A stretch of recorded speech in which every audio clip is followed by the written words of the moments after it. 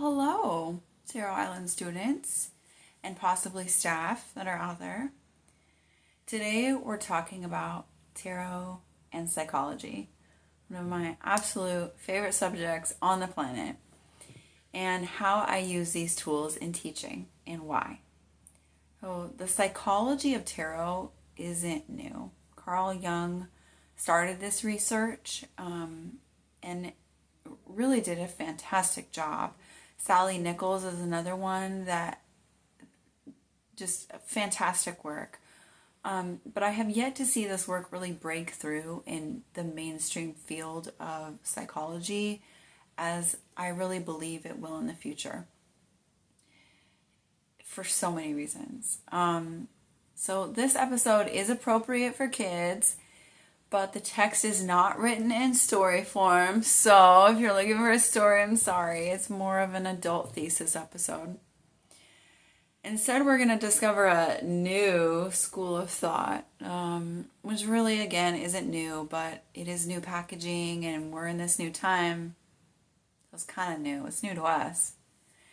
And I answer questions for how I got started in school and how I use tarot personally and in my practice and in my teaching. So some of the episodes on the kids' YouTube are like storytellers. And this is because I oscillate between this deep psychological analysis and playful words. And that's just how my brain works. And so it really leads to this new dance of thought in our minds when we kind of put them all together.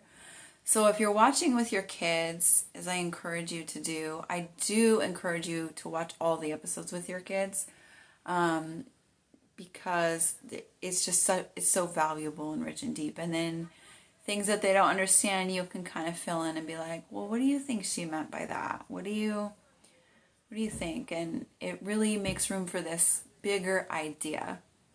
That said, in a lot of my topics, I try to do an adult version and a kid version. So if there's something out there that you've really wanted your kids to understand, let me know, and I'll see if I can get that to the top of my curriculum. So where does this leave us? Let me see here. So years ago, I started reading tarot, and I felt like many new readers feel, right? You're like, am I doing this right? I am so unsure. I don't know what I'm doing. Are these cards magic? Am I going to get evil spirits and all of that stuff? And check out the myth episode if you're still there. But that leaves us with this real question. And the real question is there a right way to read tarot? Right?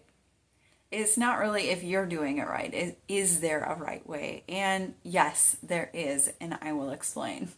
So it starts with, we have to suspend or put on hold our doubts, our fears, or any of these ideas that we've gathered about what tarot is and who we are.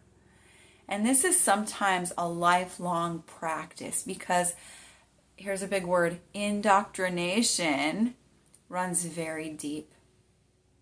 And when we suspend, when we put on hold our doubts, it gives us a good start to start seeing God's wisdom.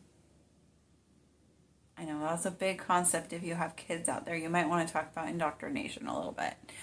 So now the cards can talk without ego once we do that. Once we suspend our what we should believe, all that stuff. And what's ego? Oh, it's the I'm right kind of a thought. Now, I'm a Leo sun, which means my brain is naturally really good at thinking about this. I'm right. Everybody else is wrong. I need to work on this just as much as everybody else. But I have another confession. I don't use tarot cards as a divinatory tool. What does that mean? It means I don't use cards to tell the future. I don't use cards to spy on other people. Well, very much, unless I'm joking. Like, what favorite color is this person? What is their favorite color? Like things like that, silly things. So I don't use cards to see the future. And because of that, I'm kind of an outcast in my field. Because a lot of the tarot readers that I know, that's how they use cards. And that's okay. that's how, that's okay, but it's just not how I read them. So if you're trying to get your kids to learn how to tell the future using tarot, this isn't the school for you. So why I started, well, I started like anybody else. I did what the internet told me to do, which was to use a spread. And a spread is this, it's kind of like a board game. And they said to use the Celtic cross. And for those of you who don't know, a Celtic cross is this very old, let's say a game board. And it's designed to help you kind of map out or outline the way that you read the cards or the way that the cards are talking so that you can better understand. Well, just for me personally, I quickly learned that this was not for me. Like, it just wasn't. And it's not that I didn't love tarot, it's that I just didn't like that way. At least not the way the internet told me. I had to find a different way. I knew that there was something more and something bigger than two matching cards on a game board, which is super fun, and I have nothing against using spreads, and in fact we're going to use them in school for storytelling, so I know, but I don't use them as divinatory. So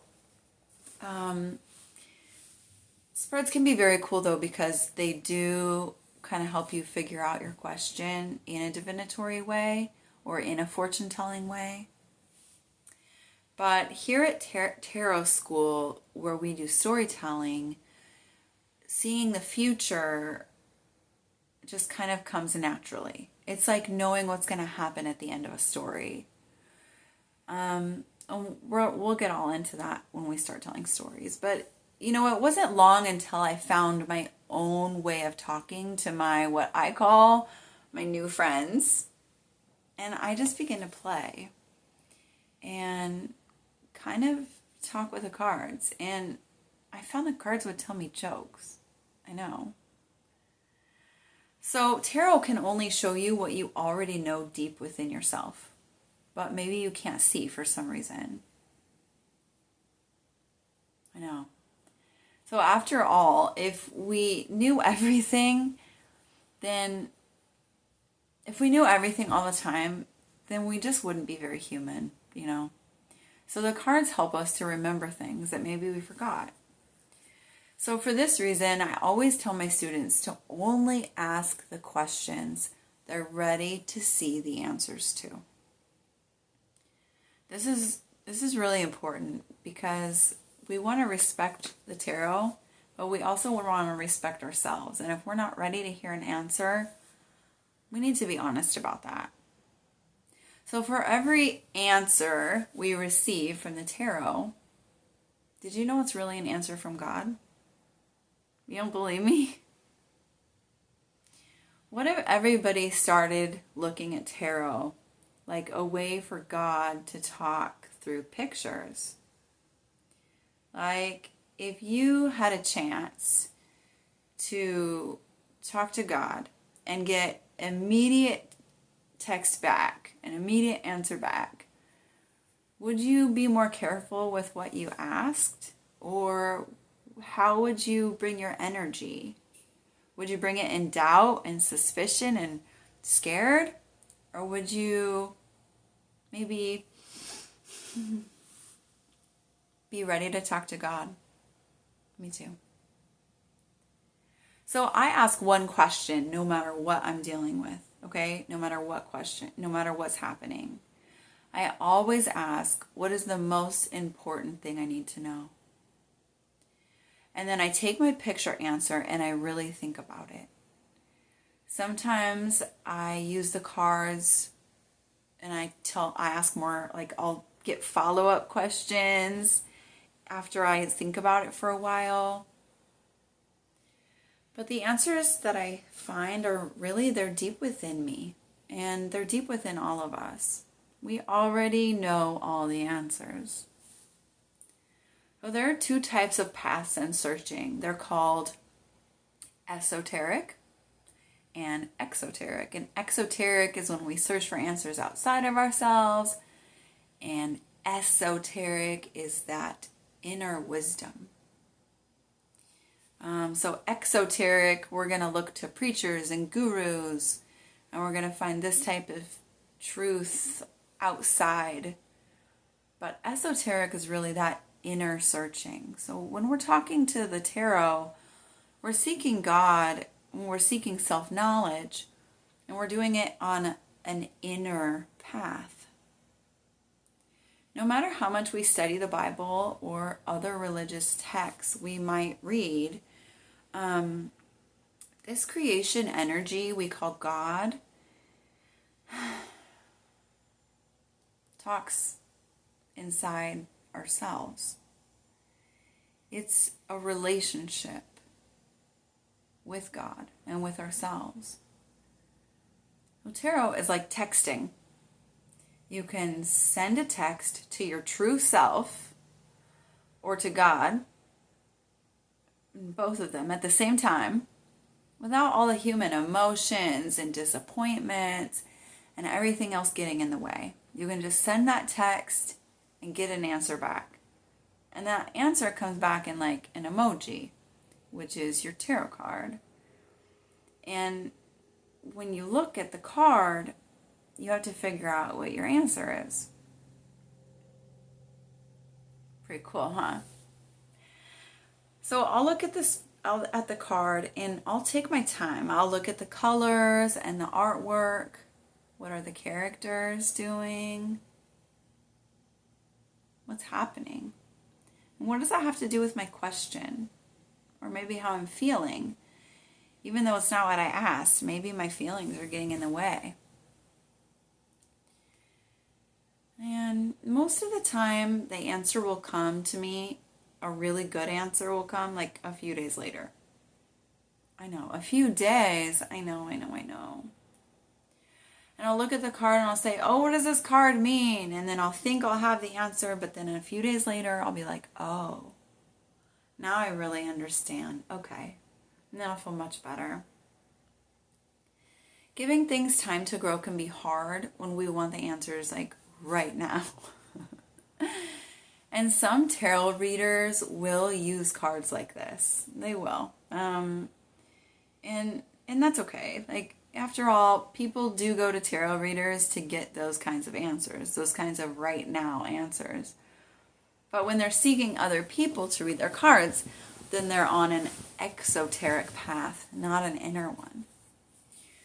So when we're on this adventure to healing and growing into the best people we can be, and we should give these, let's call them holy insights, which means like this kind of knowledge, respect enough not to rush the answers. So when I'm helping my students to discover tarot, I will sometimes see the answers to their questions like right away. And it takes me a lot of energy. I have to cover my mouth. Because really what I want to do is to help point out how to find their own answers in the cards. I don't like telling people what their cards mean. It just kind of feels like cheating because tarot is an inner journey. So if you're looking for me to do that, I'm sorry. I can only help you find your own inner answers and guide you into your own understanding for how to listen to the answer and how to ask the right question. This is my skill as a teacher. Anyone can teach a system of memorizing the cards to remember each one and the colors and the order they go in and what everyone is supposed to mean. Lots of people do a really good job of that. But at this school, we listen to be quiet and to listen to that quiet little tiny voice deep inside of us to give us the answers to our questions in a way that means something special to each one of us. We grow our intuition or our inner knowing magic, and we use it to help others as we move along in life. Because the more we have peace, the more we can help others, right? So here's the how. People ask me all the time. I know. How? How do you do this? Well, children in psychology and tarot, first we have to discover what a concept is. So look out for that video because it's coming soon. Without this piece, this work would be full of effort and it would fall on deaf ears. Because if we don't understand what a concept is at an early age, we're totally going to miss it. Today we've discussed many concepts, and when I start to break this down at a kid's level, we'll go much deeper into each one and we'll go slower. So showing respect also to other religions, and each religion is also a key point in understanding where all these religions kind of come together and where they are all kind of saying the same thing at the end of the day. Like if you were to take all the stuff and shake it down to what's the most important part of this religion, it actually really lines up with the tarot. Did you know that? I know. Did you know that adults feel alone and a loss too? It's true. And that hope is sometimes a small little light that you can no longer see because your eyes are so full of tears or anger or both. But when we remember being back to being a kid, when your whole life was like that, right? When the whole world was decided for you, when adults had issues and they forgot that you were even there. Is that just me? It's a lot of kids. Well, it's been the story for most of us adults too. Tarot was what I wish I knew when I was a kid. I was alone and a lot like I am now, actually. But I was told what to do all the time, and, how everything I do is wrong, and all those things that kids go through. So I'm this neurodivergent person, and I was a weird kid. If you would have been nice to... It would have been nice to have tarot to talk to so that I could understand my own emotions and what I was going through, and to help me through some of those really challenging things that I went through as a kid. There's something more to say than any adult can say, and tarot gives us that tool. I'm going to fast forward to me being a mom. Being a mom with kids who have special needs. We had a lot of help in our house and in the schools and in the community, and our teams were absolutely fantastic. But if I knew that all I needed to do with my children was to sit down at the table and play tarot, and we didn't have to have all those people all around all the time, I would have done that a long time ago. The team of people saying there is kind of nothing more we can do was really hard. And I could have switched that out and replaced it with 78 cards of self-knowing, and life would have been totally different. My middle child ended up spending most of his teen years in an institution. It was heartbreaking, heart-wrenching for me. Just, the mother who fought for an IEP like you would not believe. Maybe you are a kid watching and you know some kids that maybe act a little bit different. Maybe they need tarot. Every second of the day and the night revolved around survival. And for a lot of us, this is true. Maybe you don't have a special needs kid. Maybe you're a kid in the hood. Maybe you're alone all day because your mom works a lot. And it sucks. Maybe you just need somebody to talk to. Well, I'm here, and tarot's here. And I know that me and my child, and now you, are all doing much, much better. At the time that I was visiting my child in this institution, I realized this desperate need for this tool in the world of mental health. What does that mean when you're a kid? It means when things are really challenging and you go to the therapist and the therapist plays tarot with you instead. And I wanted to start teaching right then and there in his unit, and I was given a warm welcome from a child and by the staff, but I wasn't ready. I needed time. It was really hard having, it was really hard, and I needed time to talk to my cards more so I could actually help others. My personal goal in all of this is to be 100% me, in truth and honesty, because this is what the cards have taught me. Tarot shows us images of everyday life, and they are honesty. We could take any card at any time, and really we could find the inner truth to our question. It doesn't really matter what card you pick, but you'll learn there is a special kind of magic to picking cards. Some call it the law of attraction.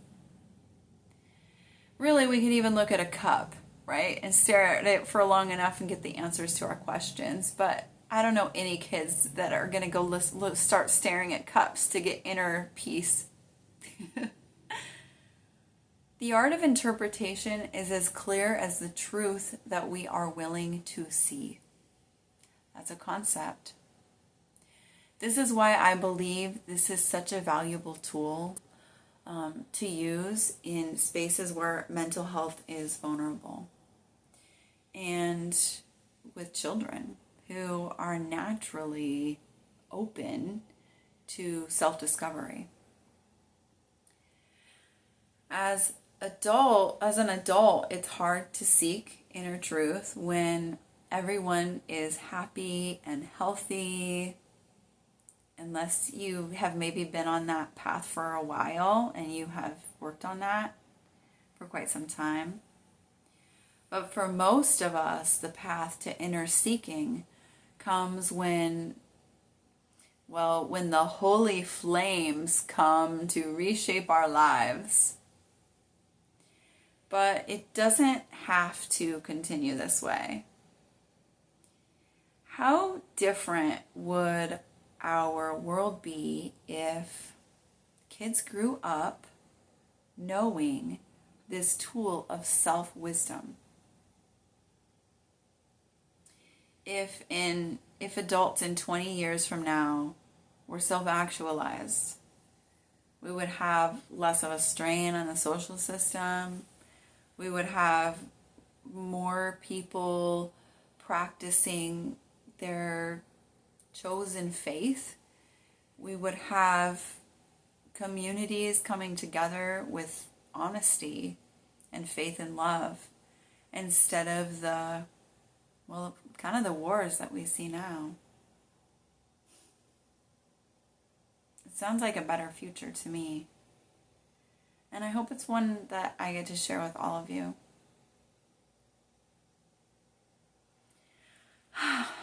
Until next time, and I do not boil frogs, but if they jump in a pot of water, I am going to put a lid on them, because they are delicious.